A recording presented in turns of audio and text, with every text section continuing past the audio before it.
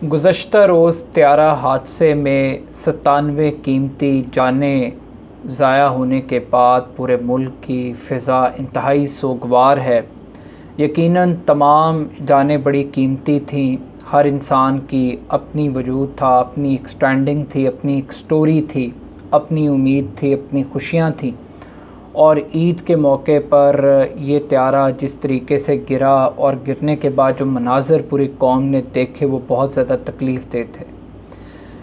इस त्यारे में मैं हर इंसान के साथ किसी न किसी की कोई ना कोई स्टोरी अटैच होगी, किसी न किसी शख्स को कोई ना कोई फ़र्द याद कर रहा होगा। जब ये हादसा पेश आया तो मुझे फ़ौरी तौर पर मेरे एक दोस्त जो कि चैनल 24 से मुंसलिक हैं, मेरे यूनिवर्सिटी के क्लास फ़ेलो नईम गिलानी, उन्होंने मुझे कॉल की और वो बहुत अफसरदा थे। उनकी आवाज़ भरी हुई थी और वो ये बता रहे थे कि उनके चैनल के डायरेक्टर प्रोग्रामिंग अंसार नकवी साहब भी इस त्यारे में सवार थे और वो इस दुआ कर रहे थे कि अल्लाह करे कि वो बच जाएं इस हादसे के अंदर, क्योंकि ख़बरें इब्तदाई तौर पे आ रही थी कि शायद कुछ लोग सरवाइव करने की पोजीशन में हैं।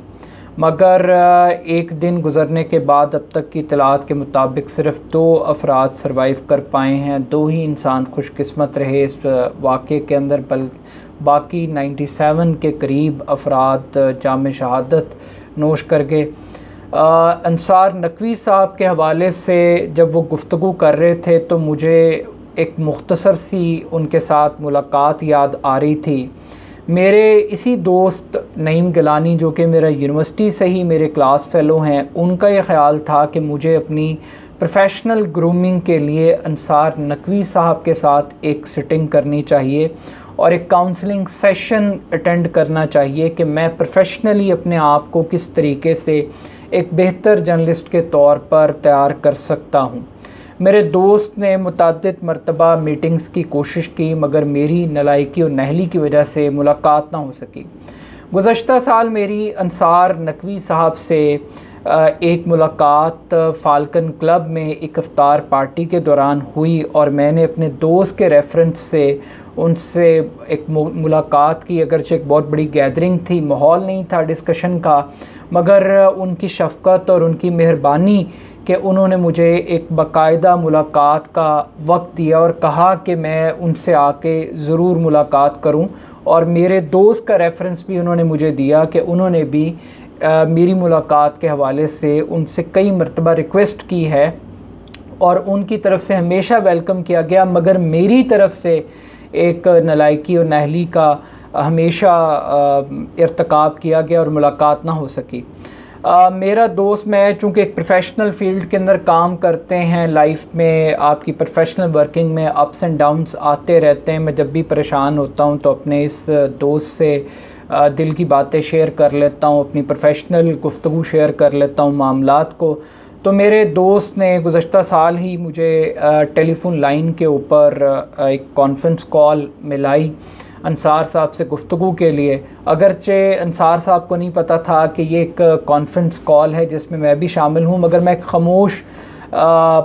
खामोशी के साथ उस गुफ्तगू को सुन रहा था। और मेरे दोस्त ने दोबारा मेरा तारुफ़ करवाते हुए ये कहा कि मेरा दोस्त आपसे रब्ता करेगा और आप उसको मुलाकात के लिए टाइम ज़रूर दीजिएगा और उसकी काउंसलिंग कीजिएगा, उसको गाइड कीजिएगा, उसको ग्रूम कीजिएगा। और उनके जो 2 अल्फाज मुझे अभी फ़ौरी तौर पर याद आ रहे हैं और मुसलसल याद आ रहे हैं, वो ये थे कि अपने दोस्त से ये कहना कि या तो वो मुझसे खाना खा ले या मुझे खाना खिला दे।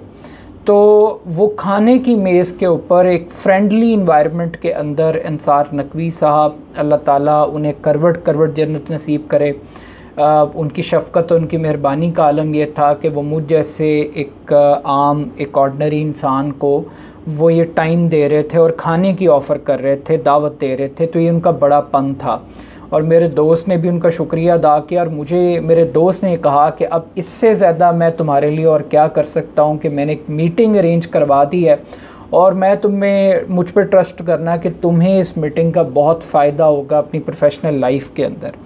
तो मेरा दोस्त कल टेलीफ़ोन के ऊपर रो रहा था और उसकी आवाज़ बहुत भरी हुई थी, और वो मेरे साथ, मैं बल्कि उनको याद करवा रहा था कि आपने लास्ट टाइम टेलीफ़ोन के ऊपर मेरे लिए उनसे टाइम लिया था।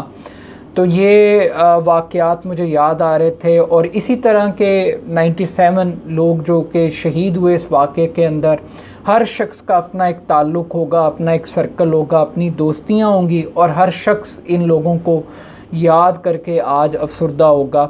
तो ये एक हादसा है, हर शख्स को जाना है, कुल्लु नफ्सुन ज़ायक़तुल मौत, ज़िंदगी का मतलब ही ये है। मगर अब सवाल ये पैदा होता है कि ये 97 अफराद तो दुनिया से चले गए, क्या हमने हादसात से कुछ सीखा है? क्या हम अपनी गलतियों के ऊपर गौर व खौज़ करेंगे? क्या ये ह्यूमन एरर था? क्या ये टेक्निकल फॉल्ट था? और क्या इस त्यारे को बचाया जा सकता था? ये वो बड़े अहम सवालात हैं जो सिर्फ़ सवालात की हद तक हैं। बज़ाहिर ना हमारी कमांड है, ना हम इस एविएशन के सब्जेक्ट को समझते हैं, मगर एक शफाफ तहकीकात का होना बेहद ज़रूरी है। पायलट एसोसिएशन मुतालबा कर रही है कि उनको भी शामिल किया जाए इंक्वायरी के अंदर, प्लस इंटरनेशनल एविएशन के अरकान को और इंटरनेशनल पायलट एसोसिएशन के अरकान को भी शामिल किया जाए।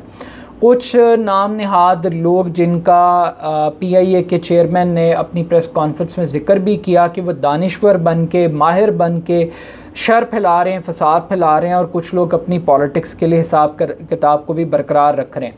मगर इस वाक़े से जो चीज़ें हाईलाइट हो रही हैं वो ये हैं कि एयरपोर्ट के करीब जो इलाका है उसका कंस्ट्रक्शन प्लान क्या है।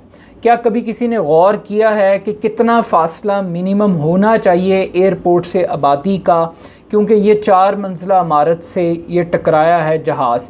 इस जहाज़ की फ़िटनेस के हवाले से भी सवालात हैं, अगरचे अभी 4 रुकनी कमेटी बनी है, मुझे तो बड़ा ट्रस्ट है कि इस पे फाइंडिंग्स अच्छी आएंगी, मगर ये वो अहम सवालात हैं जिसको डिस्कस करना बड़ा ज़रूरी है। और उससे बढ़ के कि परिंदों की अमाजगाह अगर एयरपोर्ट के ऊपर मौजूद है तो उसको ख़त्म करने के लिए हमने क्या इक़दामात किए, क्यों हम इन चीज़ों को सीरियस नहीं ले रहे। तो ये PIA के ऊपर बहुत बड़े सवालात हैं। मैं एक प्रोग्राम में देख रहा था जिसके अंदर एक पायलट ये क्लेम कर रहे थे कि गुज़श्ता 15 साल के दौरान PIA वो वाहिद एयरलाइन है जिसमें सबसे ज़्यादा हादसात पेश आए हैं। अब ये कोई पहला PIA का बड़ा हादसा नहीं है। मुल्क की तारीख़ की अगर बात की जाए तो गुज़श्ता 70 साल के दौरान पाकिस्तान के अंदर ये 83वां, पाकिस्तान की हदूद के अंदर ये 83वां 83वां इंसिडेंट है जिसके अंदर तकरीबन 1000 से ज़ायद अफराद जाँ बहक हुए हैं इन 83 हादसात के अंदर। और अगर हादसात की तारीख़ को देखा जाए तो इससे पहले एक हवेलियाँ का वाक़या पेश आया, PIA का त्यारा तबाह हुआ, जुनैद जमशेद साहब की शहादत हुई। फिर उसके बाद बूजा एयरलाइन का एक वाक़या पेश आया, उसके अंदर 100 से ज़ायद कीमती जानें ज़ाया हुई। फिर एयर ब्लू का अफसोसनाक अंदोनाक वाक़या पेश आया जिसमें 150 के करीब कीमती जानें ज़ाया हुई। मरगला की पहाड़ियों से ये जहाज़ टकरा गया।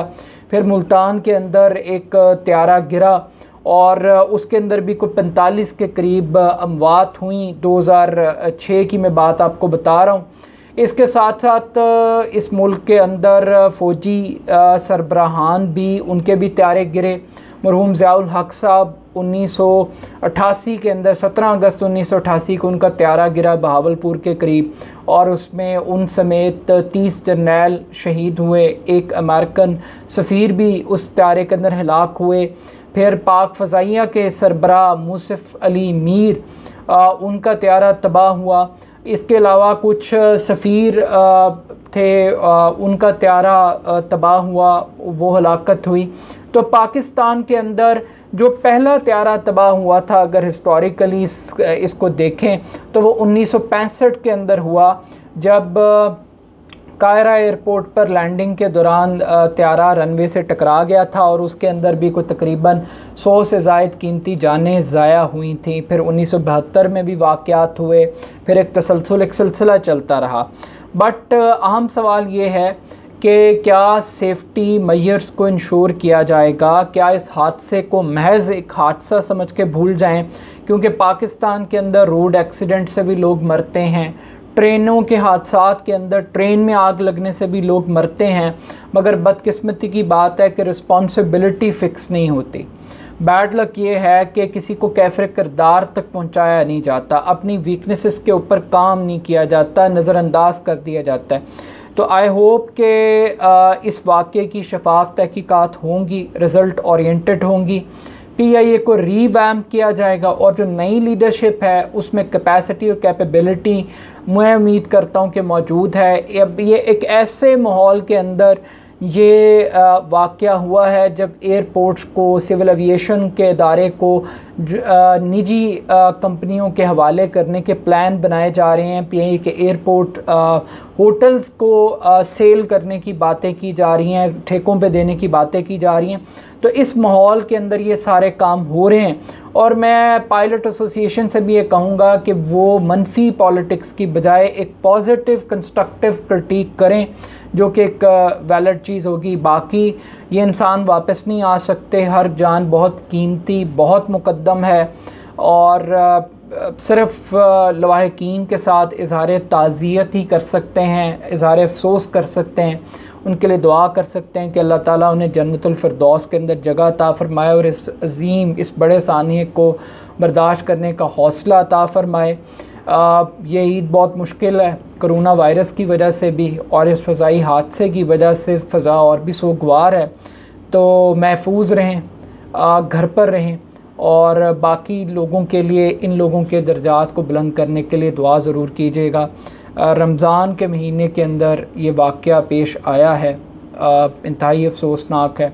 उम्मीद है कि इन शुहदा को इंसाफ ज़रूर मिलेगा शफाफ तहकीकात के ज़रिए, सेफ्टी मेजर्स के ज़रिए, और जो भी लोग इसके ज़िम्मेदार हैं, जो भी प्रॉब्लम था वो सब के सामने आएगा। हाँ, ये जाने यकीनन ये वापस नहीं आ सकती और इंसानी जान का कोई नेमुल बदल नहीं है। तो एक मरतबा फिर लवाहिकीन के साथ इज़हार ताज़ियत, इज़हार अफसोस और उनकी मग़फ़िरत के लिए दुआ।